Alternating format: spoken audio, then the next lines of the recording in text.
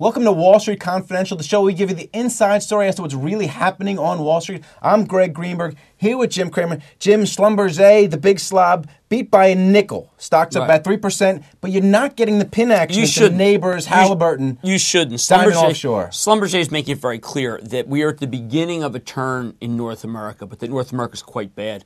Schlumberger is not a North American driller at all, a service company.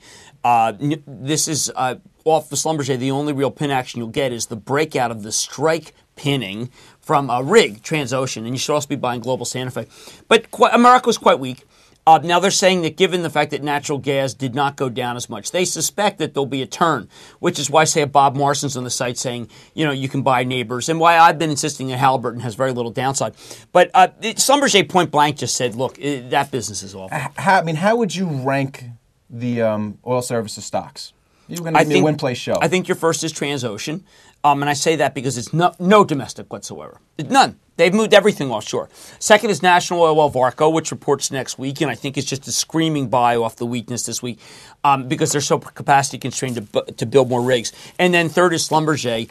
Schlumberger is like Exxon. It's going to keep going higher. It's just not going to explode like National Oil and Rig. And now, do you play these using the OIH? Because that's weighted at 10% in Schlumberger, 10% No, I want to Rig. short the OIH versus being long the ones I just mentioned because those are the ones that I think have the most upside. So you want to hedge. All right. Yes. Jim Cramer, Greg Greenberg, that's Wall Street Confidential.